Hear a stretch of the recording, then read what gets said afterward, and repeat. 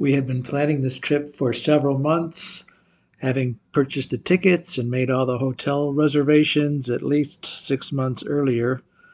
Mary had gotten an operation on her ankle over the summer, and as December approached, right before it was my last chance to cancel, she decided she just wasn't up to a lot of walking and hiking. And so then I had to decide, and having my mother had passed away in December, I just felt like it was going to be now or never. So I went ahead and on New Year's Eve, Mary drove me up the tollway to the international terminal at O'Hare, and I boarded a flight on Japan Airlines.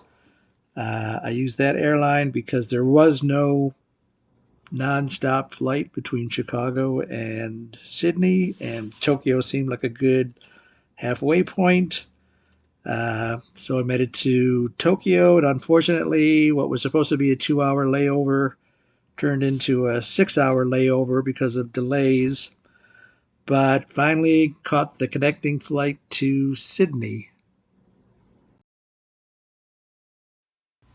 In Sydney, I stayed at the Lord Nelson Hotel, which is in an older area of Sydney called the Rocks, which is where the first settlers moved to and later became sort of like a Hell's Kitchen, sort of the rundown area of Sydney, but now it's very much regentrified. And I had this room up in the corner on the third floor, and there was a guy down the street every day, like 7 o'clock. He would come on his balcony, and he had Tourette's, so it was quite a colorful stream of words that went on for about 30 minutes every evening. And one morning I woke up and I heard this guy on the street, and I'm pretty sure it was the same guy. And I looked out my window, and he's completely naked walking down the street, and he keeps asking, "Where's my brother? Where's my brother?" So, little to say, it was a colorful area with a pub downstairs that made it easy to go down and get a drink and get something to eat when I needed to. Sydney's a city of about 5.5 million, and it's more international. There's more of an Asian influence than any other place that I visited in Australia. I did all the touristy things. I went for a walking tour, which showed us a bunch of historical buildings. They have a statue to Queen Victoria's dog that talks in the middle of the central business district. There's a small street where a lot of bird cages are hung, and you hear the sounds of about 100 different species of birds that no longer live in Sydney because of all the population that's moved in.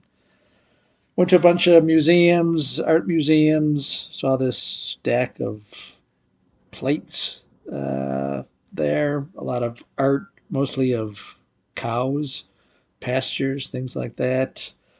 Took a walk across the bridge, visited the Botanic Gardens, did a lot of walks, hikes along the various beaches that they have, a lot of hikes that connect one beach to another. Visited the pubs, which people in Australia are really friendly. They like to have a guy with a guitar in the front of the room, and people sing along. I mean, basically songs that you can sing along to. And I kept hearing the same ones over and over, like John Denver's Country Roads, Sweet Caroline, Daydream Believer, and Have You Ever Seen the Rain was pretty popular there as well. I also did a day tour out to the Blue Mountain National Park, but the day was so wet and misty, really couldn't see much there. So I pulled these pictures off the internet to show you what it looks like on a good day. And after spending a week in Sydney, I caught a flight to Melbourne, where once again I did a lot of touristy things. I did the walking tour. I did some museums. One had some furniture that kind of reminded me of what the furniture that our cousin makes out in California.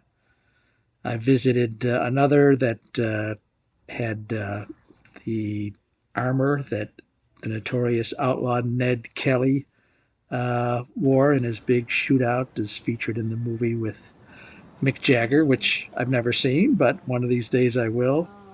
My hotel was really more like an apartment. It really had a nice view of the water. I did a day trip on the These Great are the Ocean 12 Road out to apostles. see the 12 Apostles, these rock formations, which the Ocean Road wasn't as nice as the Pacific Highway 1 in California because you're really not driving along the ocean all that much. But when you do, the scenes are pretty spectacular.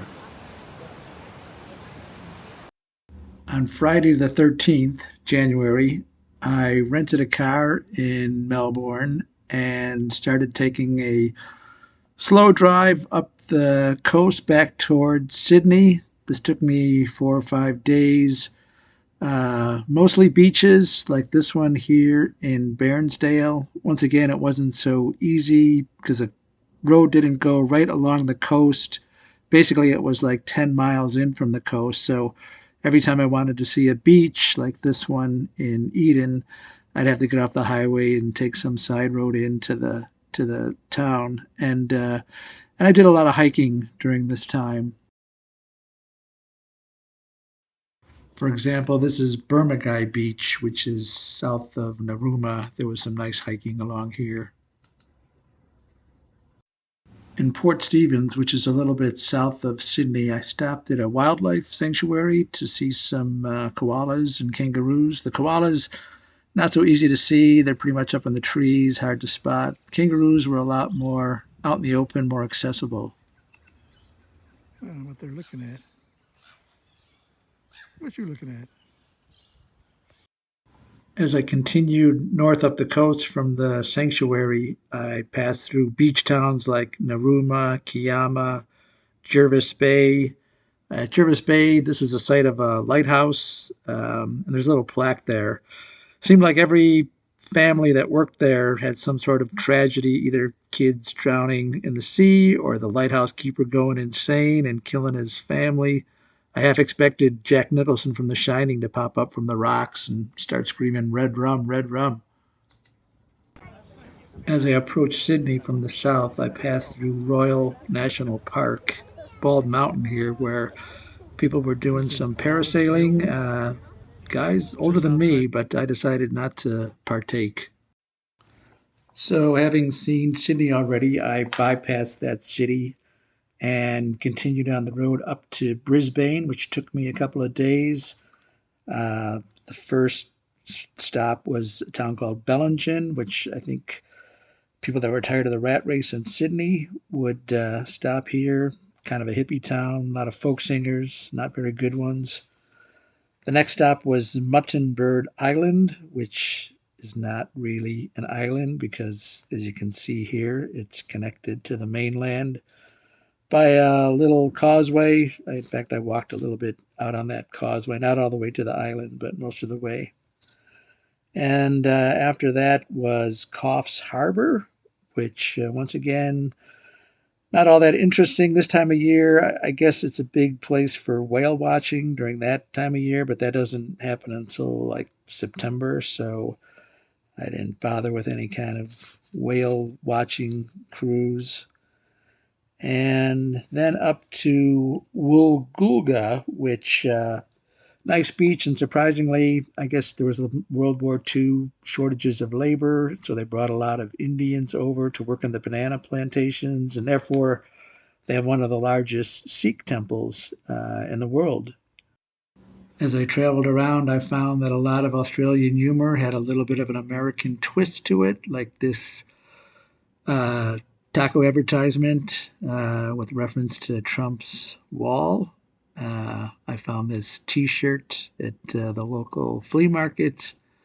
And if you were wondering what happened to the men at work, they're working out on the Australian highway. I did not have a Vegemite sandwich while I was in Australia.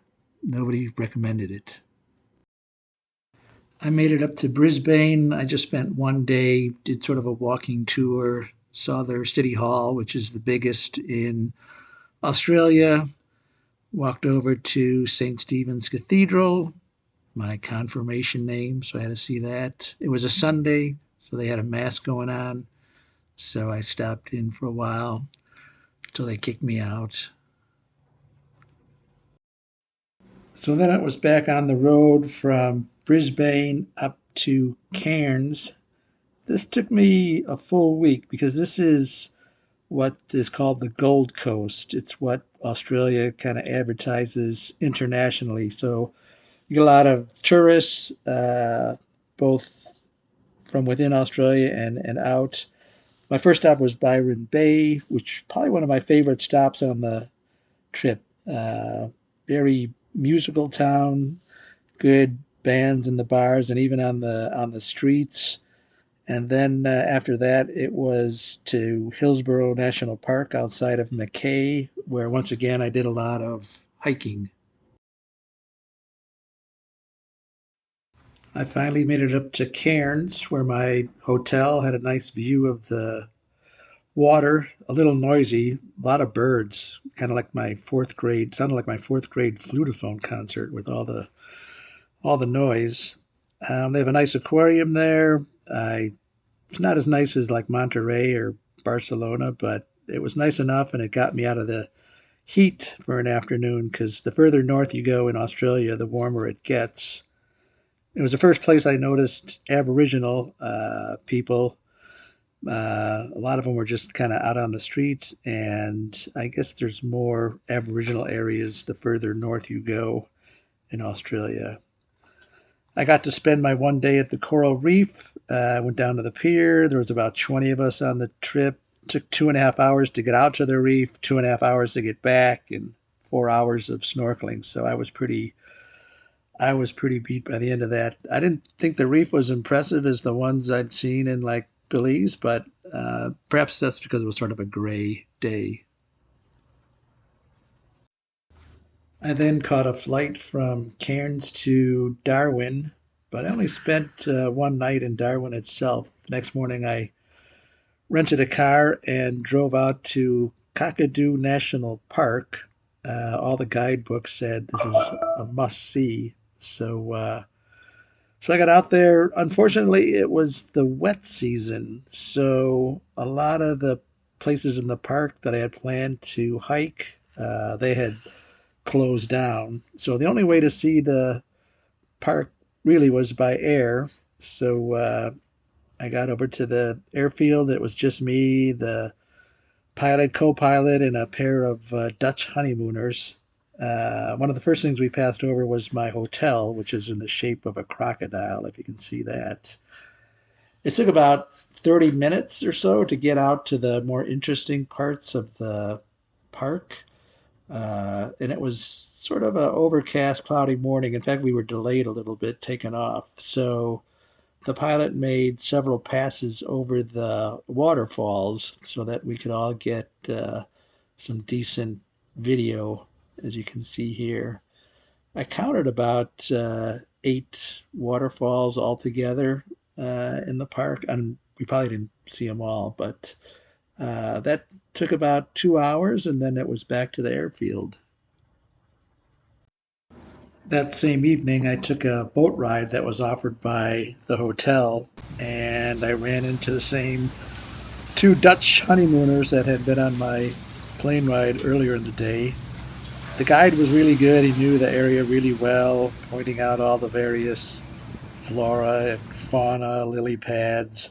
But I kept yelling from the back of the boat, "Where are the crocodiles?" So after about the 10th time, he did bring us over to where we spotted this crocodile, and he threw me in. No, but I think he was pretty tired of my questions by that time. And so the next morning was my time to catch my flight to New Zealand. And this is a Sunday morning, February 5th. Had to leave the hotel at like 4 a.m. to get to the airport on time. And I almost ran out of gas. I mean, there was nothing open at that time. But fortunately, I got in there, caught the flight with a little stop in Sydney, and I was on my way to New Zealand.